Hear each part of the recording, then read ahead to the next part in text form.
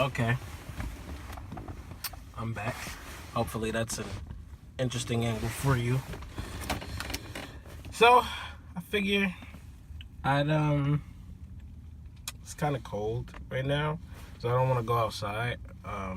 So I figured I'd tell you guys about the time that this is a story time. The time I went from paid to broke instantly.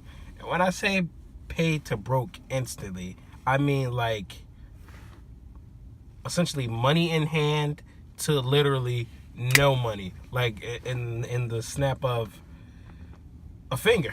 And the snap of a finger, like it was just like my paycheck got Thanos pretty much. One minute it was there, the next minute it was gone. Now, in order for me to bring you up to speed on this story so that it makes a lot of sense, I gotta start from the origin. So this happened to me about 2 years ago. I was working at this company called Big Lots.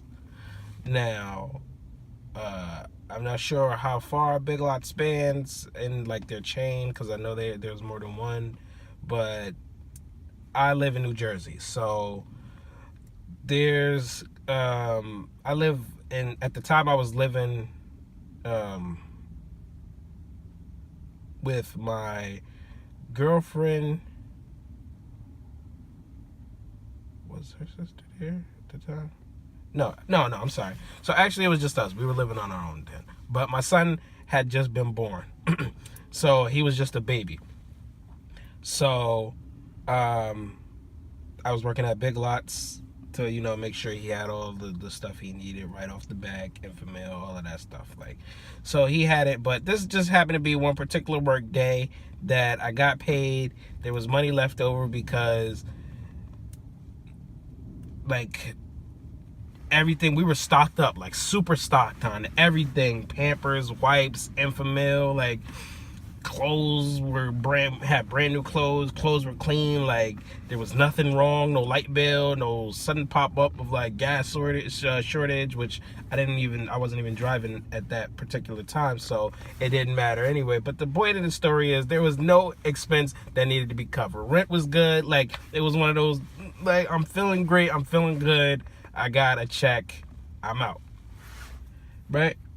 So Big Lots, like I was saying, is like a retail store for, it's almost somewhat like a Walmart, just on like a smaller scale, like almost like a I don't know, it's just like a Walmart on a smaller scale. Like have a little bit of toys, have a little bit of, but their like main thing is like they slash price in half of like a lot of stuff, so to speak, I guess. But anyway, so this one day I got paid. I think they were paying, I believe they were paying every Thursday. So I was feeling good because it was Thursday. I didn't have to work the next day, which was Friday. I usually have company come over to my house, like between my girlfriend's brothers and sister, or whoever, or my friends would come over. So it was always constantly, someone was always constantly at our apartment. Like it was always set up really nice, so they were always there at that apartment. My uncle lived a little far off, but he was always out in that area, so he would even come see him. So anyway, without getting off on a tangent. So this is one of those Thursdays. I got paid, as I said, I'm feeling good. I had a paper check because I don't remember why I didn't have direct deposit. I think maybe I didn't set it up at that time. I was just getting paper checks and I was fine with that because they were so fluent every week. So that taught me a valuable lesson about, just straight going to direct deposit in itself. But so I had a paper check. I'm walking home, which the place was located in Clifton, the Big Lots that I was talking about. I lived in Patterson, like right almost on the edge where like South Patterson and Clifton kind of start to like merge and meet. So I would walk there. So I'm walking home this one particular day, and it's a summer day. So Wasn't like a lot of protective gear on. There wasn't like coats, jackets, anything like that. I just had my work shirt on, a pair of like black skinny jean jogger type pants, like for work purposes, and that was about it. You know, regular shoes. So I'm walking home, and I noticed. Now I haven't checked the news, so I'm totally oblivious to what the weather could be. Yeah, that's a little foreshadowing of the story. Could be. So I'm walking home. I get a call from my girlfriend. She's like, how far along are you from the walk? So I'm like, I'm almost there. So now I start speeding up because she's probably going impatient from dealing with my son, even though he's a baby. You know, I want to share the load of that type of stuff. So I'm rushing home. I got my check in hand. I'm not even slipping it in my pocket. Like, I'm just trying to hurry up and get home to make sure my family's okay, and then to unwind myself. So, but first to cash that check. So I get home perfectly fine. Talk to my girlfriend, you know, do the whole hug and kiss. Hey, happy to see you. Kiss my son. And then I go in the room. I take my work shirt off, put a regular shirt on. I tell her, ask her, what do you want to do tonight? To which she replies, I don't want to do nothing. We can just stay in the house, blah, blah. Another thing about me is I'm a real big, or at that time, even more so, was a real big hookah head. So I had like the vape mods, the big long stem bowls with the like gigantic bowls to it, and like grapefruit. So I'm like, okay, fine. I'll just, once I cash my check, go and get some stuff for the hookah and keep it moving. We can just stay home. I have a Netflix account. We can watch it on the Xbox to the big screen in the living room. Get some stuff for my fish, feed my fish. I had a fish tank as well in my living room. So I'm like, to kill more than one bird with one stone, in other words, to kill two birds with one stone, I'll just go ahead and shoot downtown. There were check cashing places up by me, but there's a pet store downtown. There's a hookah shop downtown. I can cash my check downtown. So everything, I can just do it there in one shot. So I walked there because I didn't have any money in my pocket. I think I had just ran broke from something like 2 days ago. So it was cool. This, like I said, this one I could just do a little bit here and there and keep it moving. Boy, was that the worst day. Like one of the worst days of my life, literally. Because I walked downtown and I'm noticing the whole time, like, the sky is getting gray. The sky is getting gray, and I didn't even, like, thinking about it now, yeah, I probably should have been paying more attention and probably took, like, precaution, but I didn't. I was just really wanted to get my money and get on my way. I'm walking downtown, and I'm taking my time now, because I'm like, I already checked at the house. My house is good. I can take my time. And it's just getting darker and darker. So now I'm starting to realize, you know what? I think it's going to rain. I think I better put the gas on high speed. So now I'm hustling downtown. Still, the whole time, through changing my shirt and everything, I don't think that check ever left my hand. Like, and it wasn't like a first check. It was just, like I said, a felt good check. Like, yeah, I got some money to actually use instead of going here and there. So I felt good. I think that's what made me, like, proud to hold it in hand the whole time. And it was a substantial check for a part-time, you know, like $250 or something like that after tax was taken. Like, it was decent for that time and mindset anyway. So I'm struggling now to get downtown, really struggling. And before I even make it all the way downtown, I get a phone call. So I answer the phone call, and it's my girlfriend, and she's like, it's about to rain. Did you take an umbrella? And I'm like, no, I didn't take an umbrella. She was like, yeah, I told you to take one before. And I'm like, no, you didn't. So in the middle of debating with her, rain starts coming down. Now, at this time, I decided to have like gel in my hair. Like I curled my hair that day. Like, so when the rain starts coming down on my face, the gel starts, and it wasn't even like dry or anything.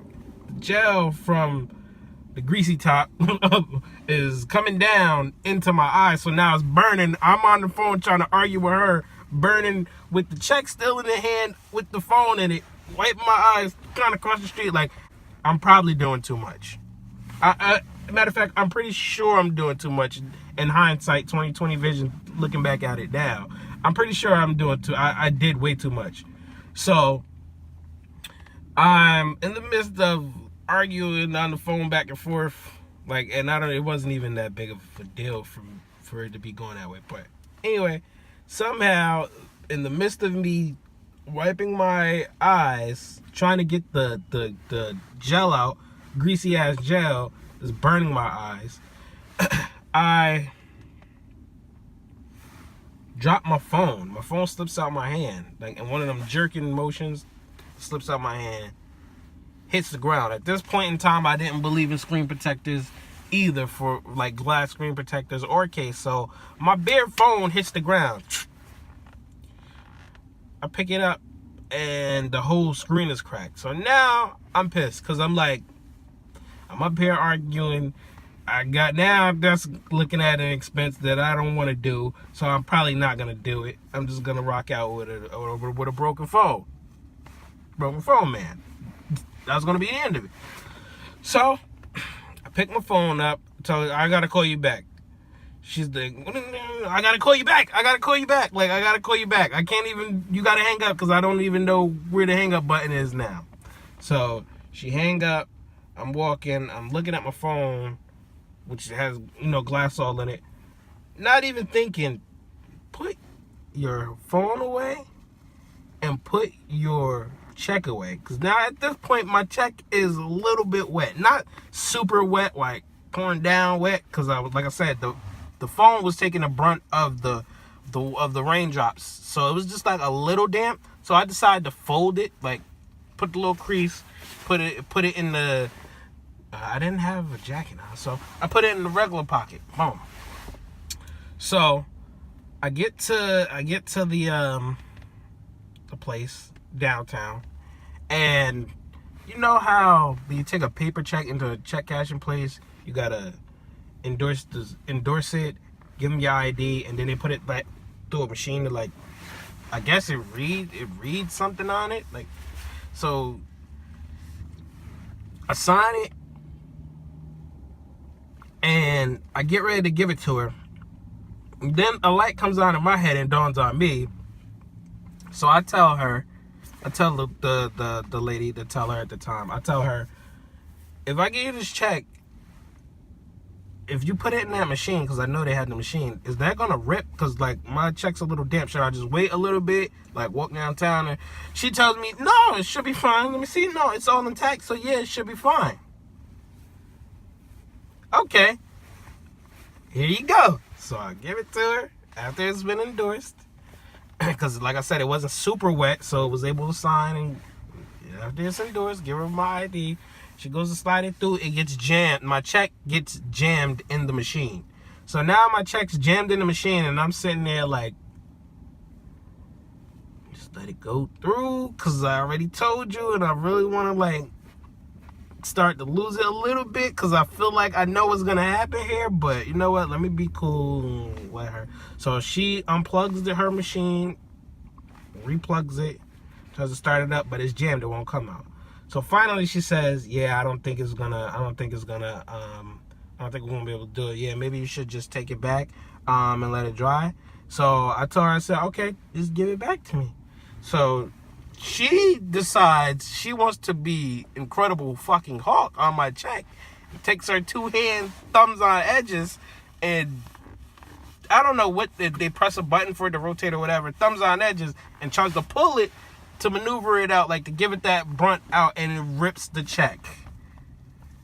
So now I'm looking in horror like, what did you do?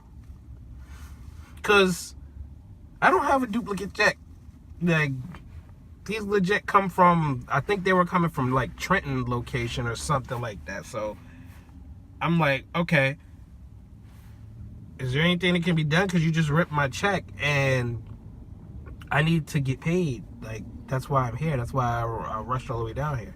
So she's like, let me call and see, blah, blah.